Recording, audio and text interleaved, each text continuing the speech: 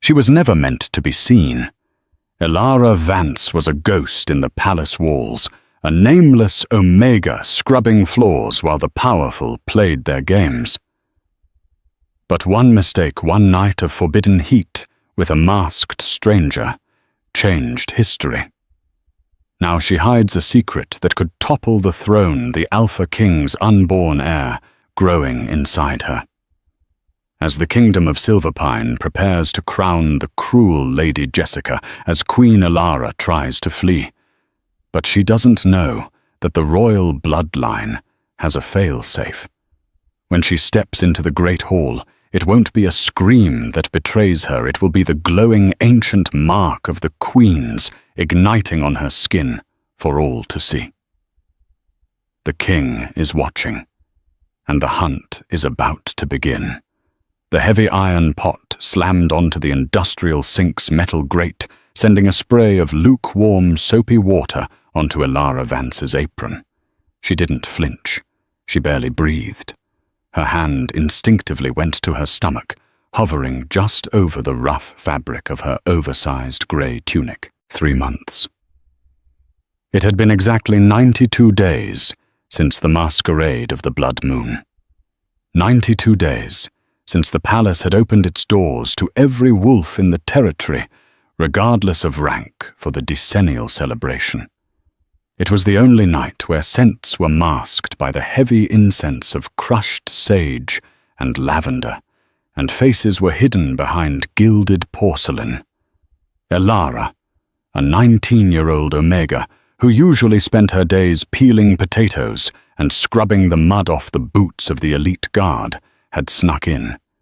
She just wanted to see the lights. She hadn't intended to end up in the secluded royal gardens. She certainly hadn't intended to run into him. A man of pure power. Even with his scent masked, the air around him crackled like a thunderstorm. He had been wounded, bleeding from an assassination attempt that the press never reported. She had stitched him up. He had looked at her with eyes that burned like molten gold, and then the heat took them both. Elara, stop daydreaming! The sharp voice of Mrs. Gable, the head of housekeeping, snapped through the humid air of the scullery. Elara jumped, grabbing the steel wool scrubber. "Sorry, Mrs. Gable," Elara murmured, keeping her head down. "Just tired." "Tired doesn't clean the grease off the Alpha's banquet plates," Mrs. Gable huffed, adjusting her spectacles. "Hurry up. The king returns today from the border wars. The entire staff is in a frenzy. If Lady Jessica finds a single speck of dust, she'll have our hides tanned and mounted in the foyer." The mention of Lady Jessica Sterling sent a shiver down Elara's spine. Jessica was the daughter of the Southern Alpha, a woman whose beauty was only matched by her cruelty. It was common knowledge in the tabloids, the Daily Howl and Pack Life magazine, that Jessica was the front-runner to be King Kaelin Blackwood's mate. She wasn't his fated mate. Kaelin had famously claimed he didn't believe in such fairy tales, but she was the political choice. Elara scrubbed the plate harder, her knuckles turning white. She felt a flutter in her belly. The pup.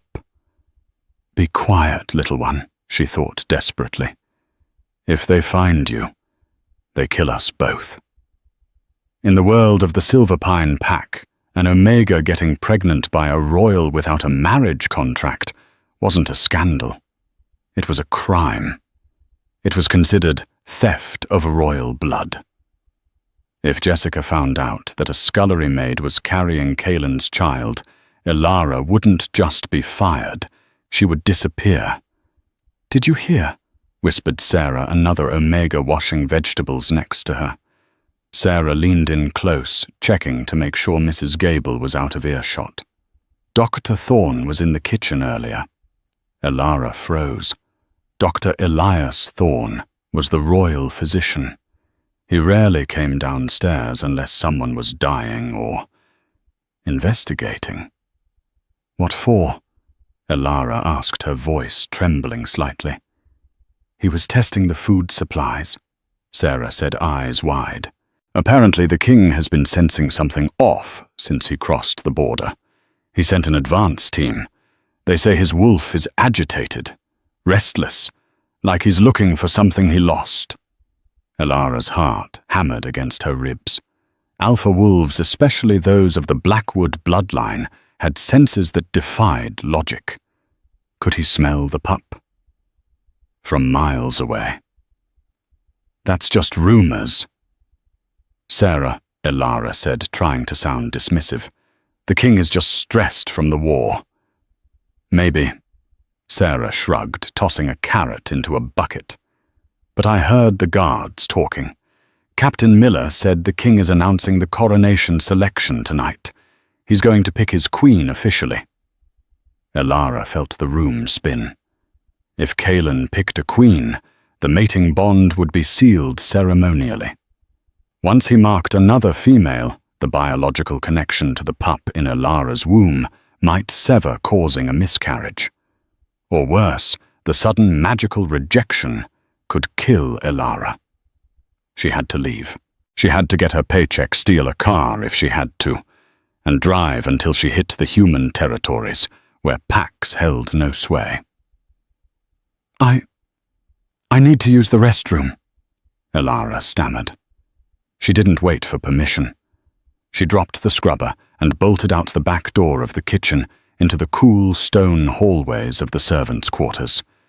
She needed her stash. Under the loose floorboard in her tiny, shared room, she had saved $400. It wasn't enough, but it had to be. She turned the corner sharply and slammed directly into a wall of solid muscle. "Watch it, rat!" a deep voice growled. Elara stumbled back, looking up in terror. It wasn't just a guard. It was Marcus Sterling, Lady Jessica's brother. He was a beta, but he was built like a tank with cruel eyes that scanned Elara with disgust. "I'm sorry, sir. I was rushing to... You smell." Marcus interrupted, sniffing the air. He frowned, stepping closer. He leaned in, inhaling deeply near her neck. "You smell... different, like milk and fear." Elara held her breath. Omegas on suppressants like she was supposed to be shouldn't smell like anything. But pregnancy made the scent blockers fail. "I spilled milk in the pantry, sir," she lied, praying he wouldn't notice the tremors in her hands. Marcus narrowed his eyes. He reached out his hand, gripping her chin roughly. "You look familiar. Were you serving at the high table last month?" "No, sir. I never leave the scullery." He shoved her away. "Get out of my sight, and tell the kitchen staff that Lady Jessica wants her steak rare tonight." "Bloody." Elara nodded frantically and scrambled past him. As she ran down the hall, she didn't see Marcus pull out his phone. He dialed a number. "Jessica," Marcus said into the phone, watching Elara's retreating figure. "Keep an eye on the kitchen staff. I think we have a security breach. One of the rats smells like... competition." The grand entrance of Blackwood Manor was lined with the elite guard standing rigid in their black ceremonial uniforms. The air was thick with tension. Outside the massive oak doors, the roar of engines signaled the arrival of the motorcade. Inside the grand hall, the nobility of Silverpine gathered. Diamonds glittered under the chandeliers, and the scent of expensive perfume was suffocating. At the front, standing on a raised dais, was Lady Jessica Sterling. She wore a dress of crimson silk that clung to her curves, her blonde hair cascading down her back like a waterfall of gold. She looked every bit the queen she intended to be. "He's here," she whispered to her father, Alpha. Sterling, a bulky man with a greying beard. "Remember," Alpha Sterling muttered out of the side of his mouth, "secure the ring tonight. We cannot afford another delay. The council is getting restless about the succession." The doors groaned open. A silence fell over the room, absolute and heavy. King Cailan Blackwood walked in. He was 6'5", a giant among men. He wore a dark grey tactical suit, the dust of the battlefield still clinging to his boots. He hadn't bothered to change into formal wear. His black hair was swept back, revealing a face that was devastatingly handsome, but hardened by war. A scar ran through his left eyebrow, giving him a perpetual look of dangerous skepticism. But it was his eyes that terrified people. They were storm grey, swirling with the inner light of his alpha wolf. He ignored the bowing nobles. He ignored the outstretched hands. He walked straight up the center aisle, his beta Silas flanking him. Cailan stopped at the foot of the dais. He looked up at Jessica. There was no love in his gaze, only calculation. "My king," Jessica curtsied low and practiced. "Welcome home. We have prepared the feast in your honor." Cailan didn't answer immediately. He took a deep breath, his nostrils flaring. He turned his head, looking toward the service corridors, hidden behind the tapestries. "Cailan?" Jessica asked, her smile faltering. "The scent," Cailan rumbled. His voice was deep, vibrating through the floorboards. "It's here." "What scent, your majesty?" Silas asked, stepping closer. "The scent of the winter lily," Cailan said, his eyes narrowing. "From that night." Jessica stiffened. She knew about the rumors. The king had been obsessed with finding the mystery woman from the masquerade. She had spent millions paying off guards and erasing security footage to ensure he never found her. She had convinced him it was a hallucination caused by blood loss. "My king," Jessica said, smoothly stepping down to place a hand on his arm. "You are tired. The doctors said the poison from the assassin's blade could cause phantom senses. There is no winter lily here. Only me." Cailan looked at her hand on his arm, then back to her face. He didn't pull away, but he didn't lean into her touch either. "Perhaps," he said coldly. "But we will see. Tonight the moonstone will be brought out." Gasps rippled through the crowd. The moonstone was an ancient artifact rarely used. It was said to glow in the presence of the true royal bloodline. The moonstone. Alpha. Sterling stepped forward, his face reddening. "Is that necessary? Your Majesty, the contract with House Sterling is ready to be signed. Why delay with ancient superstitions?" "Because," Cailan turned to face the room, his voice projecting to every corner, "I will not tie my wolf to a mate unless I am certain. The stone will decide if the future queen is worthy. Every female of age in this castle will pass by the stone tonight, including the staff." Elara, watching from the cracks in the servants' balcony high above, felt her knees buckle. Every female, including the staff. She scrambled back from the railing, clutching her chest. She had to get out. Now. She ran back to her room, her heart pounding like a trapped bird. She threw her duffel bag onto the bed and started shoving clothes into it. Passport, cash, warm socks. The door to her room burst open. It wasn't Sarah. It was two guards wearing the crest of House Sterling, not the King's Guard, Jessica's private security. "Going somewhere," the first guard sneered. Elara backed up against the wall. I was just cleaning." "With a packed bag?" The guard laughed. He stepped forward and kicked the bag across the room. It spilled open. The stash of money scattered across the floor, along with a small, crumpled photograph of her parents. "Please," Elara whispered. "I haven't done anything." "Lady Jessica has ordered a lockdown," the guard said, pulling out a pair of zip-tie cuffs. "No one leaves until the ceremony is over, especially not the rats who try to run." They grabbed her. Elara fought, twisting her body, protecting her stomach. "No, let me go!" she screamed. "Shut her up!" the second guard grunted. A heavy hand clamped over her mouth. They dragged her out of the room down the back stairs and toward the great hall. Elara's mind raced. If they forced her near the moonstone, it wouldn't just verify if she was worthy. The stone reacted to royal blood. It would react to the baby.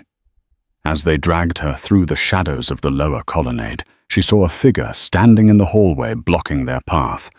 It was Dr. Thorne, the royal physician. "Gentlemen," Dr. Thorne said, his voice calm but authoritative. He adjusted his glasses. "Where are you taking this member of my staff? All health clearances must go through me." The guards hesitated. "Lady Jessica's orders. She goes to the hall for the lineup." Dr. Thorne looked at Elara.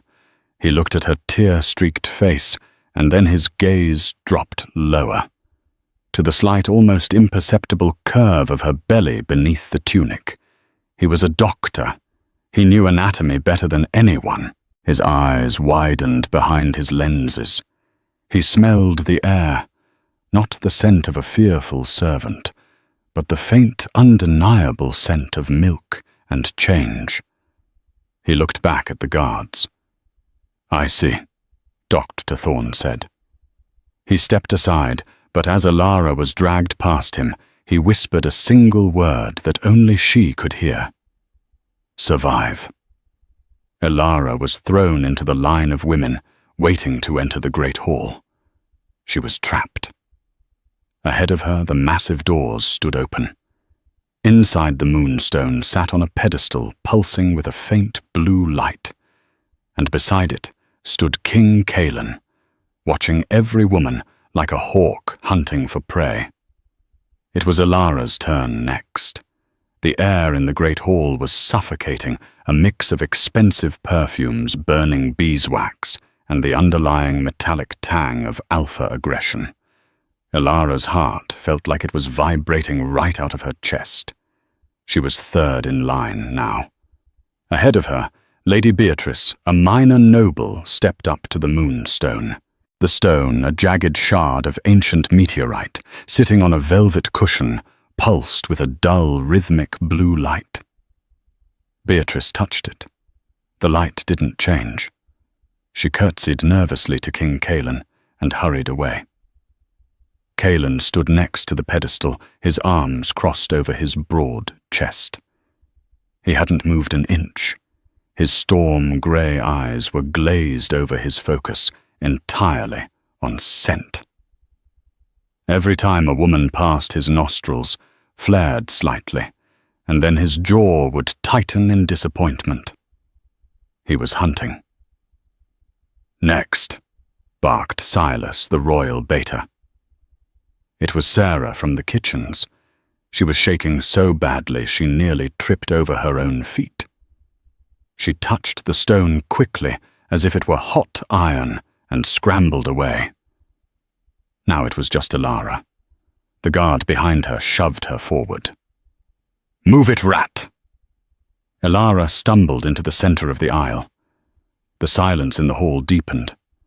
All eyes were on her, the Omega in the oversized grey tunic, stained with dishwater. A murmur of distaste rippled through the nobility. Jessica Sterling, standing near the throne, let out a delicate, cruel laugh. "Really, Cailan? Must we endure the kitchen staff? It smells like old cabbage in here now."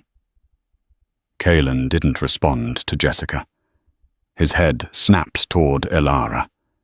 His eyes cleared, losing that glazed look.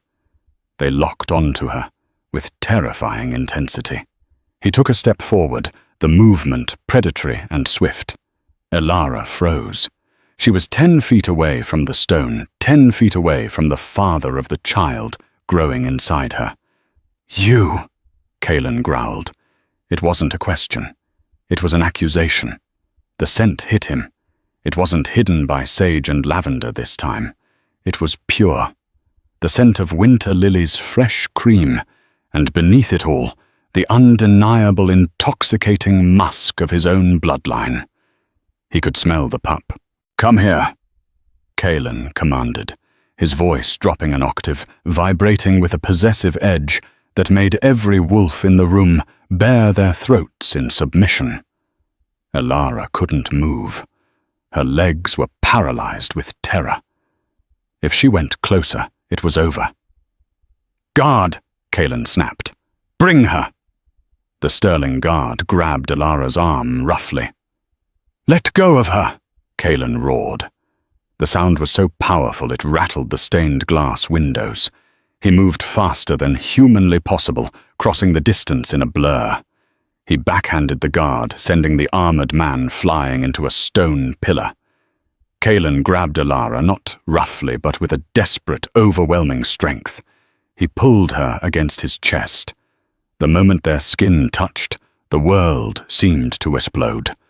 Elara gasped as a searing heat ripped through her body.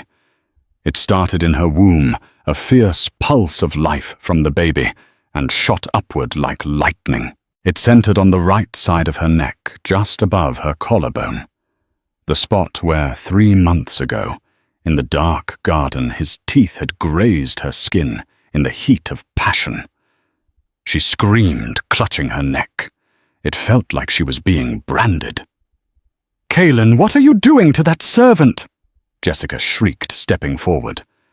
But Kalen ignored her. He was staring at Elara's neck, his eyes wide with shock and a dawning, ferocious realization. He reached out and ripped the collar of her tunic. A collective gasp sucked the air out of the room. There on the pale skin of the Omega servant, a mark was manifesting. It wasn't a normal mating bite. It was glowing. A complex, swirling pattern of silver and gold light burned into her flesh, the ancient crest of the Blackwood Queens. The moonstone on the pedestal suddenly flared to life. It erupted in a column of blinding white light, shooting towards the ceiling. The light bent, arcing across the room, and hitting Elara directly in the chest, bathing her in an ethereal glow. The ancient magic had spoken. It hadn't just detected royal blood. It had detected the mate of the king and the mother of the heir. Jessica Sterling collapsed into her chair, her face draining of all color. "No," she whispered. "That's impossible. She's an Omega. She's nobody." Kalen looked down at Elara, who was trembling in his arms, tears streaming down her face.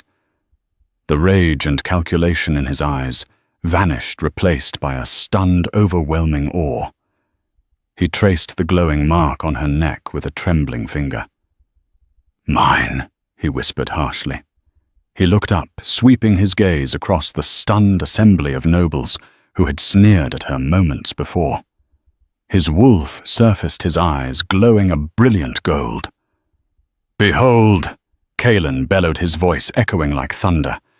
"Elara Vance, my mate, and your queen." The transition from scullery maid to royal consort happened in a dizzying blur of violence and silk. Elara wasn't asked to stay. She was taken. Kalen had carried her out of the great hall himself, refusing to let anyone else touch her. He had snarled at his own elite guard when they tried to assist. He carried her through corridors she used to scrub up, grand staircases she had been forbidden to climb, and into the royal wing. She was deposited into the Queen's suite, a set of rooms larger than the entire servants' dormitory. Every surface was covered in gold leaf velvet or polished marble. The bed was enormous, 4-poster and draped in sheer white curtains. It was beautiful. It was terrifying. It was a cage. 3 hours had passed since the ceremony. Elara sat on the edge of the massive bed, still wearing her dirty, torn grey tunic. It was a stark stain on the pristine white bedding. She hugged her knees to her chest, trying to stop shivering. The mark on her neck still pulsed with a dull heat, a constant reminder that her life was no longer her own. The door opened, and Dr. Thorne entered, followed closely by Kaelin. The king had changed out of his tactical gear into a black silk shirt and trousers, but he looked no less dangerous. He paced the room like a caged tiger, his eyes constantly darting back to Elara. "Dr. Thorne," Kaelin growled, stopping at the foot of the bed. "Report."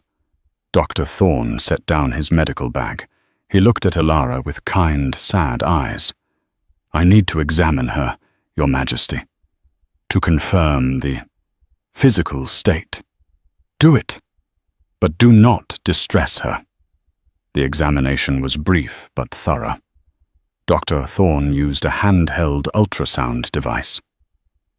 When the rhythmic whoosh-whoosh of a tiny heartbeat filled the quiet room, Kaelin stopped pacing. He stared at the small screen at the grainy grey blob that was his child. His breath hitched. The fierce Alpha King, who had slaughtered dozens in the border wars without blinking, looked terrified. 12 weeks, Dr. Thorne confirmed quietly. Healthy, strong heartbeat. It is unmistakably a royal alpha pup. The energy signature is immense. Kaelin looked at Elara. His expression was a chaotic mix of fury, pride, and confusion. "Leave us," Kaelin commanded the doctor. Dr. Thorne packed up quickly. Before he left, he squeezed Elara's hand quickly. "Rest, my dear. You need strength now more than ever." When the door clicked shut, the silence in the room became suffocating. Kaelin stalked toward the bed. He towered over her. Elara flinched, shrinking back against the pillows. "Why did you run?" His voice was low, dangerously quiet. Elara swallowed hard. "I was scared." "Scared of me?" He looked genuinely offended. "I am your mate. I am the father of that pup." "You are the king," Elara whispered, finding a shred of courage. "And I am an Omega kitchen maid. In this world, Alpha Kings don't mate with Omegas. They use them or they ignore them. If I stayed, if Lady Jessica found out..." "Jessica is nothing!" Kaelin roared, slamming his hand against the bedpost. Wood splintered. "You should have come to me the moment you knew. You stole 3 months from me. 3 months of my heir's life." "I was protecting him," Elara yelled back, her maternal instincts overriding her fear. "Look at this place, Kaelin. It's a viper pit. You think your nobles will accept me. You think Jessica Sterling will just walk away. I was trying to save my baby from your world." Kaelin stared at her. For the first time, he saw the fire in her eyes. She wasn't just a cowering servant. She was a mother fighting for her child. His expression softened slightly. He sat down on the edge of the bed. He reached out his large hand, hovering over her stomach. "May I?" he asked, his voice gruff.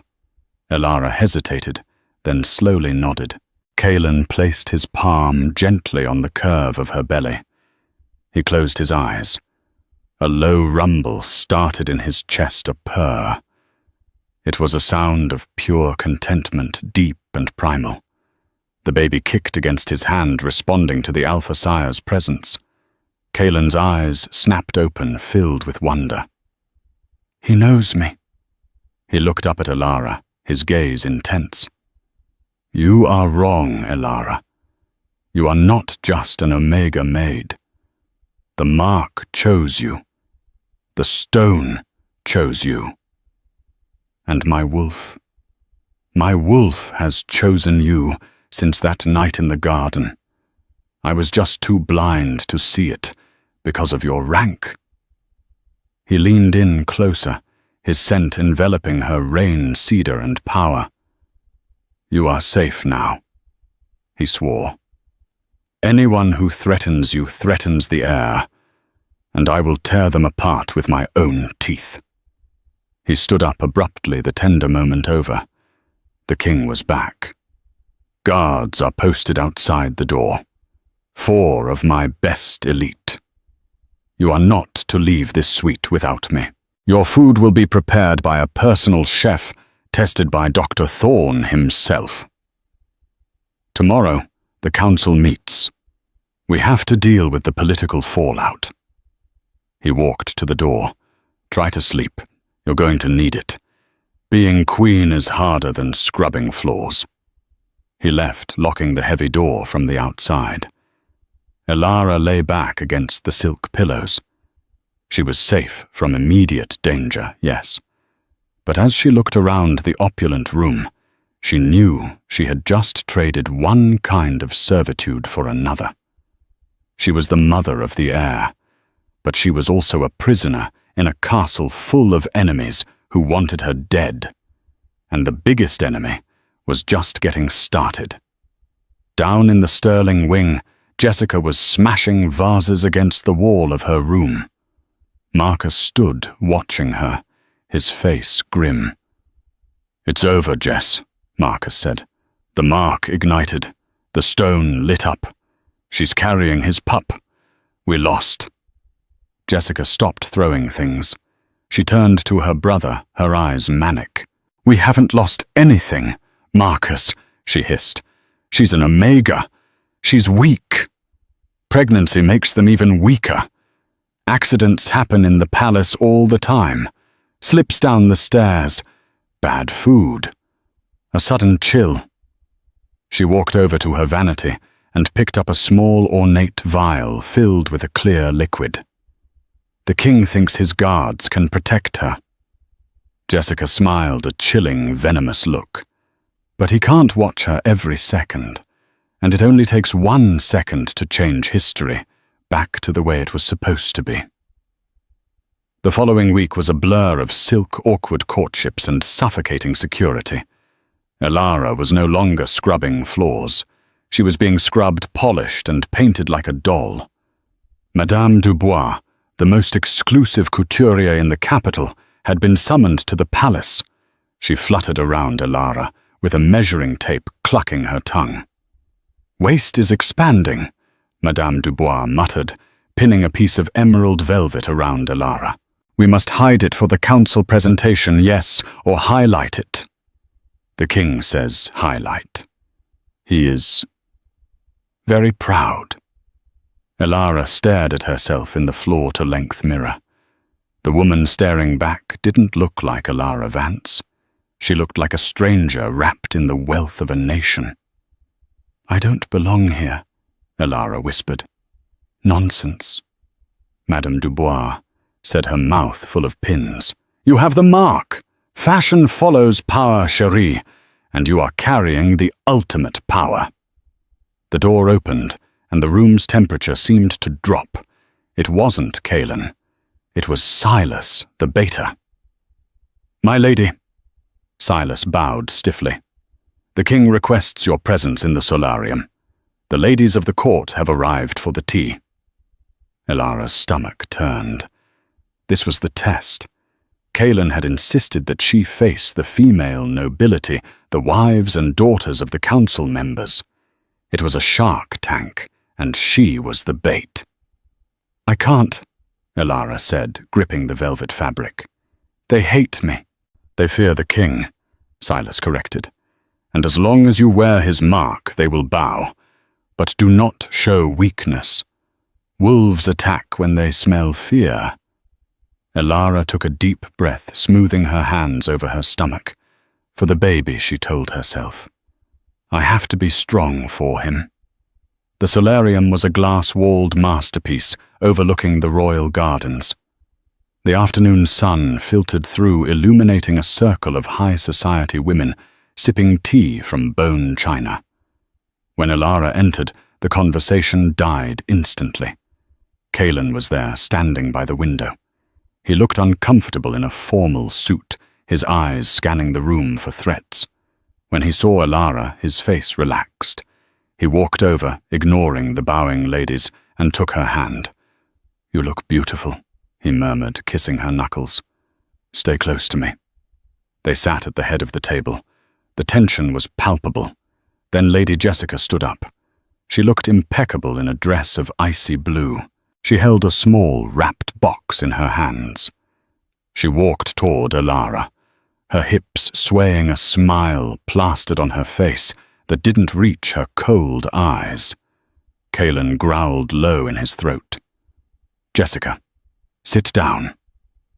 "Oh, peace, Kaelin," Jessica said, her voice like honeyed glass. "I come to make amends. I realized I was ungracious at the ceremony. We were all shocked.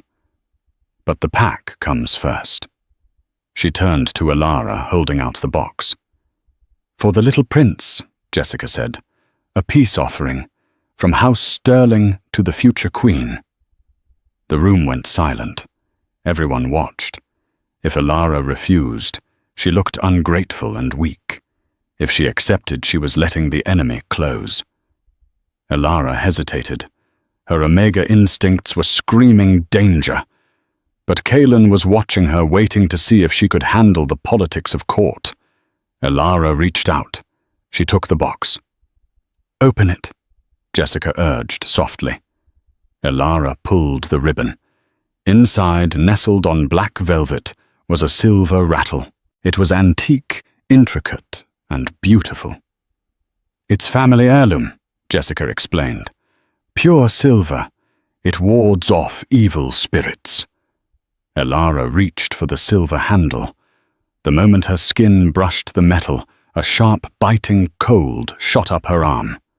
It wasn't just cold, it was a chemical burn. Alara gasped and dropped the rattle. It clattered onto the table. "It burns!" Alara cried out, clutching her hand. Her fingertips were already turning a blistering red. Kaelin was on his feet in a microsecond. He grabbed Alara's hand, inspecting the burn. The scent of acrid chemicals hit his nose. "Wolfsbane concentrate." "You dare!" Kaelin roared, turning on Jessica. I didn't know." Jessica stumbled back, her eyes wide with feigned horror. "It must be the silver polish. The maid must have used the wrong solution. I swear, Kaelin, liar." Kaelin flipped the heavy oak table, sending china and tea crashing everywhere.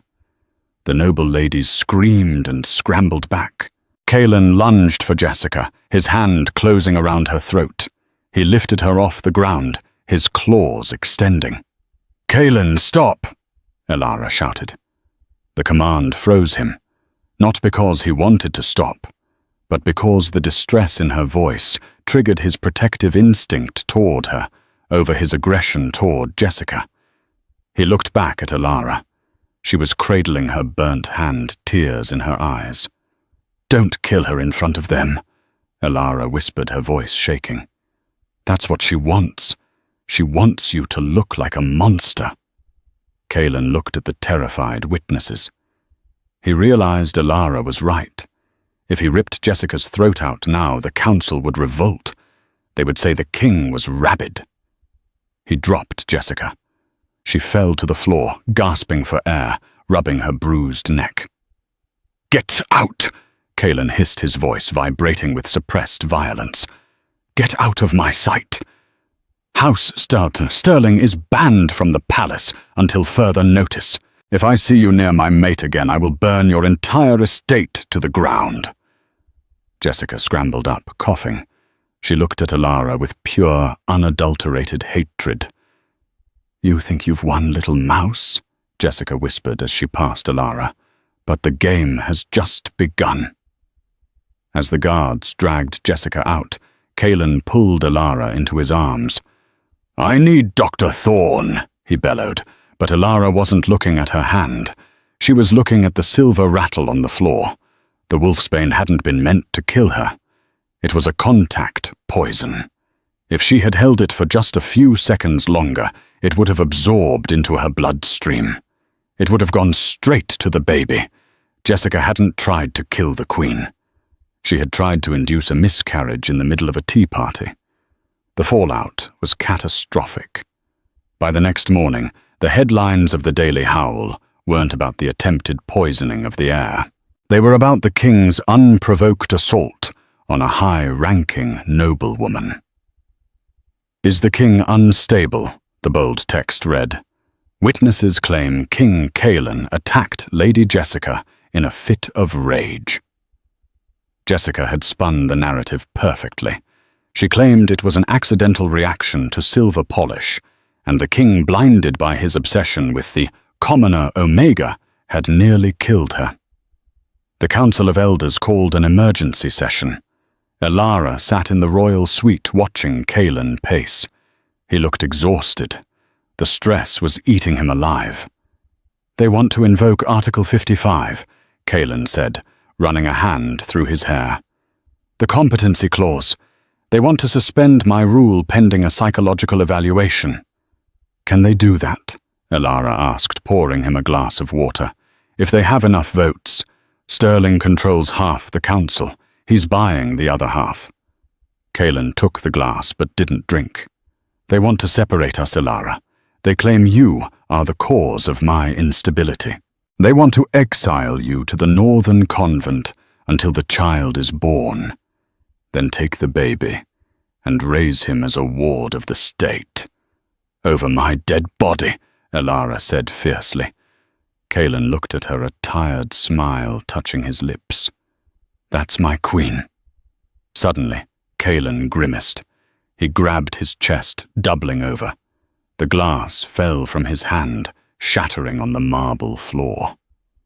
"Cailan!" Elara rushed to him. He collapsed to his knees, gasping. His skin was turning a sickly shade of grey. Sweat beaded on his forehead. "It burns," Cailan rasped. "My blood. It burns." "Help, guards!" Elara screamed. The doors burst open. Dr. Thorne and the guards rushed in. They lifted Cailan onto the bed.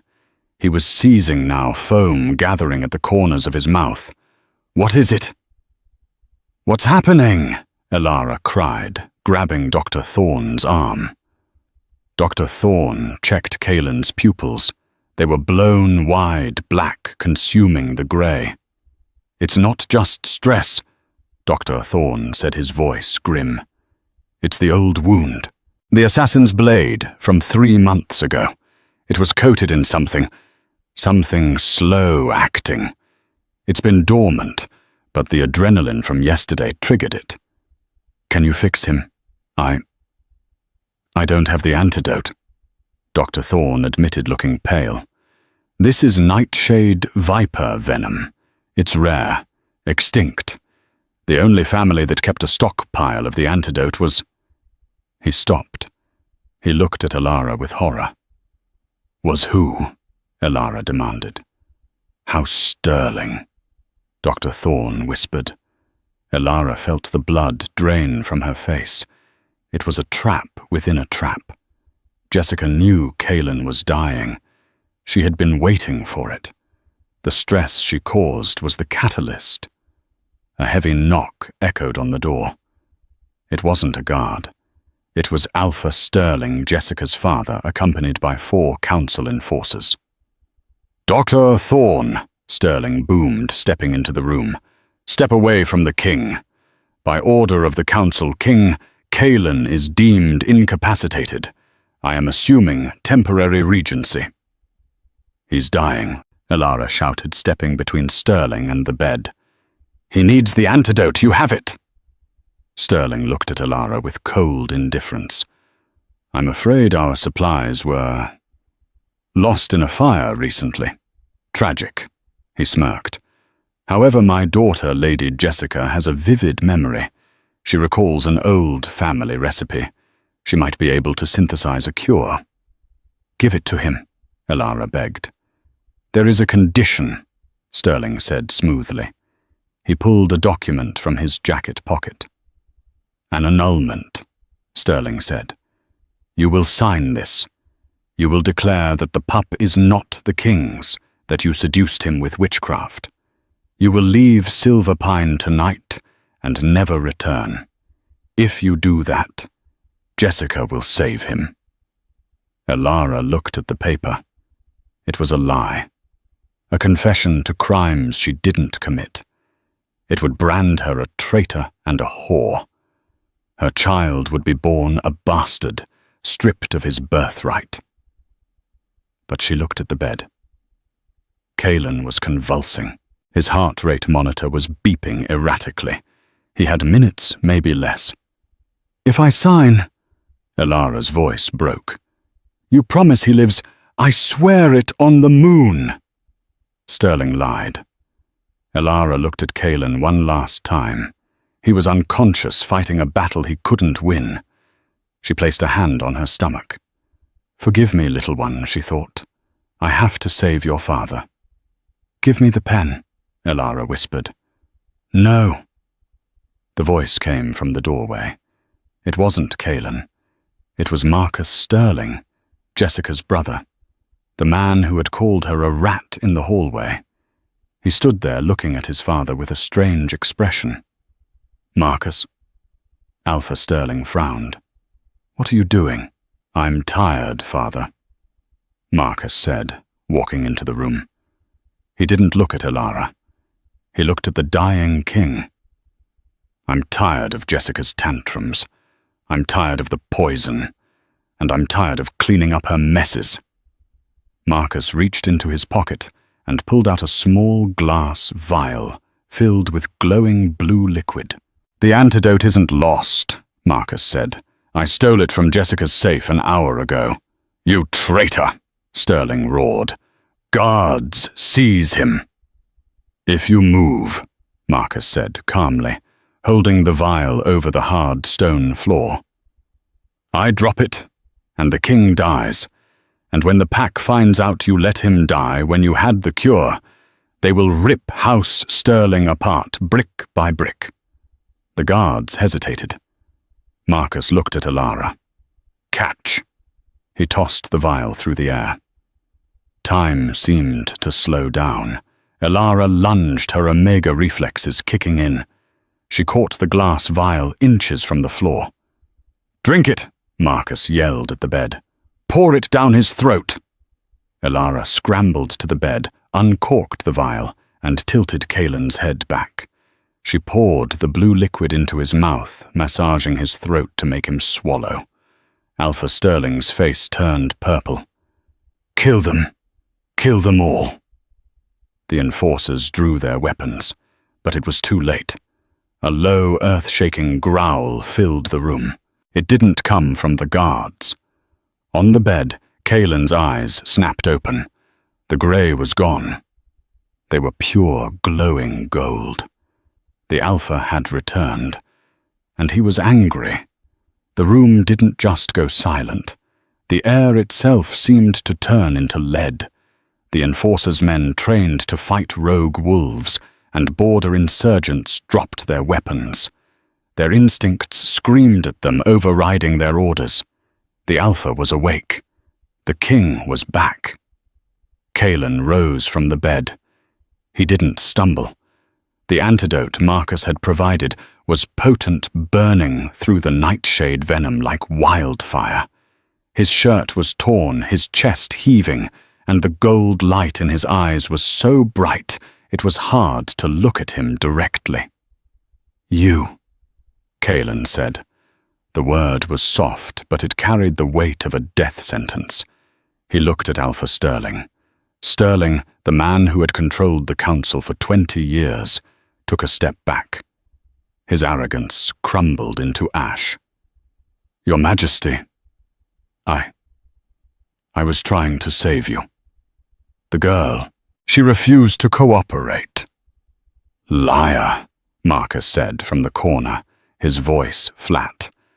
"He was going to let you die, Kalen. Then he was going to kill the girl and the baby. Then he was going to put Jessica on the throne as regent." Kalen turned his head slowly toward Marcus. "And you?" You are a sterling. I am a citizen of Silverpine first, Marcus replied, lowering his gaze. And I don't kill babies. Calen nodded once. It was a truce. He turned back to Sterling. Kneel, Calen commanded. It wasn't a request. The Alpha command slammed into Sterling. The older man's knees cracked against the marble floor against his will. He whimpered, clutching his chest. You are stripped of your rank, Calen declared, his voice echoing off the walls. Your lands are seized. Your assets are frozen. You will spend the rest of your miserable life in the iron cells beneath the mountain where you will never see the moon again. Guards, Calen barked at the terrified enforcers. Take this traitor out of my sight. If he speaks, gag him. If he runs, hamstring him. The enforcers didn't hesitate. They dragged the screaming former Alpha out of the room. Calen turned to Elara. The golden rage in his eyes faded, replaced by a desperate, consuming relief. He pulled her into him, burying his face in her neck right over the mark. You saved me, he whispered into her skin. We saved you, Elara corrected, placing his hand on her stomach. He kicked the whole time. He knew you were in trouble. Calen kissed her forehead, then looked at Marcus. Where is she? Where is Jessica? Marcus checked his watch. The private airfield, Sector 4. She has a jet fueled and waiting. She's running to the southern cartels. Calen's expression hardened into granite. She doesn't get to run. The wind whipped across the private runway, carrying the scent of jet fuel and rain. Jessica Sterling struggled with her Louis Vuitton suitcases, her heels clicking frantically against the asphalt. Hurry up, she screamed at the pilot standing by the stairs. Get the engines running. We can't, my lady, the pilot shouted back over the wind. Air traffic control has grounded all flights. It's a royal decree. I don't care about the decree. Fly, or I'll have your head. You'll have no one's head, Jessica. The voice cut through the wind. Jessica spun around. A black SUV had skidded to a halt at the edge of the tarmac. Calen stepped out, flanked by Silas and a dozen elite guards. But it was the person stepping out next to him that made Jessica's blood run cold. Elara. She wasn't hiding. She wasn't wearing a maid's tunic. She was wearing one of Calen's black tactical jackets, looking every inch the queen she was becoming. Jessica laughed a brittle, hysterical sound. She reached into her purse and pulled out a small silver pistol. Don't come any closer, she shrieked, aiming the gun at Elara. I'll end it. I'll kill the little rat right now. Calen stepped in front of Elara, his growl vibrating the air. Put the weapon down, Jessica. It's over. It's not over, Jessica cried, tears of rage streaming down her face. I was perfect. I was bred for this. I went to the best schools, I learned the etiquette, I forged the alliances, I did everything right. And you chose her. A dishwasher. A nobody. She has something you never had, Calen said calmly, walking slowly toward her. What a pretty face, a fertile womb. A heart, Calen said. Elara risked her life to save me, when I was nothing but a dying stranger in a garden. You tried to let me die when I was your king. That is why the moon chose her, and that is why you will never sit on this throne. Jessica's hand shook. She stared at Calen, then at Elara. She saw the way Calen shielded her, the way the mark on Elara's neck glowed faintly even in the dim light. She realized with a crushing finality that she wasn't the villain of a romance story who could win the hero back. She was just the villain. She shifted her aim, not at Elara, but at the fuel tank of the jet behind her. "If I can't have the kingdom," Jessica whispered, "no one gets a happy ending." She pulled the trigger. Bang! The bullet sparked against the metal tank. Whoosh! The explosion was instantaneous. A ball of fire erupted, consuming the jet. The shockwave threw everyone to the ground. "Elara!" Kaelin screamed, diving over her, shielding her body with his own as debris rained down around them. When the smoke cleared, the jet was a burning skeleton. Kaelin stood up, helping Elara to her feet. "Are you hurt, the baby?" "I'm fine." Elara coughed, dusting off the jacket. "We're fine." They looked toward the wreckage. Jessica had been standing too close.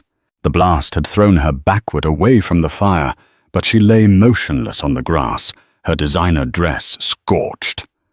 Silas ran over and checked her pulse.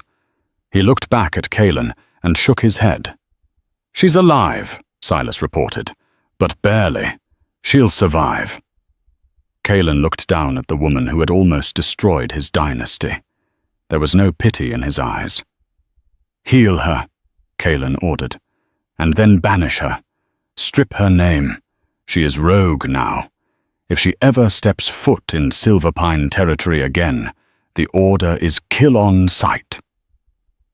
The bells of the great cathedral rang out a joyous, deafening sound that echoed across the mountains of Silverpine.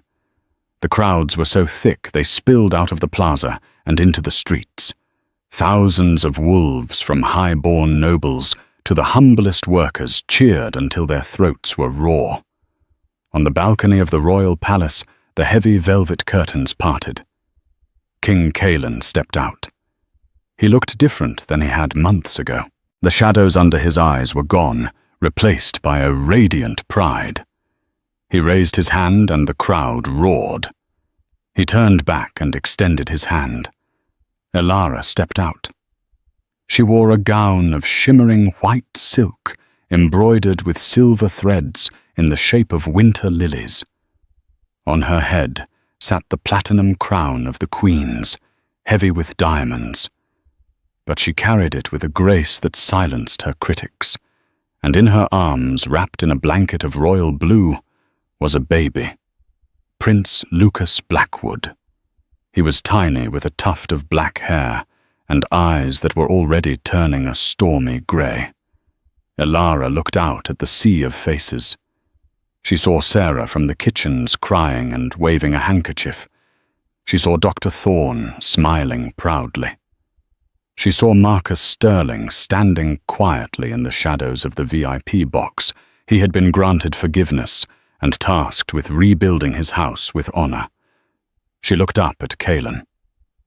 "Ready?" he asked softly. "Ready?" She smiled. They stepped forward together to the railing. Elara lifted the baby high into the air. As the sunlight hit the infant prince, a tiny golden aura flared around him, the sign of a true alpha. The mark on Elara's neck pulsed in response, a warm, comforting hum. She wasn't the ghost in the scullery anymore. She wasn't the girl hiding in the shadows. She was the mother of the pack. She was the mate of the king. She was the queen. And as the kingdom of Silverpine roared its loyalty to the new heir, Elara Vance knew that the fairy tale hadn't ended. It had just begun. And that is the incredible story of Elara and King Kaelin. From a scullery maid hiding in the shadows to the queen who saved the entire kingdom. Elara proved that true power doesn't come from your rank. It comes from your heart. But here is a question for you guys. Do you think Marcus Sterling deserved to be forgiven? He helped save the king in the end, but he stood by while his sister and father plotted for years. If you were Kaelin, would you have trusted him, or would you have thrown him in the dungeon with his father? Let me know your thoughts in the comments below. I read every single one. If you enjoyed this story of drama, betrayal, and true love, please smash that like button It really helps the channel grow. And if you haven't already hit subscribe and ring the bell so you never miss the next episode of our werewolf romance saga. We have a crazy mafia wolf story coming up next week that you do not want to miss. Thanks for listening and see you in the next story.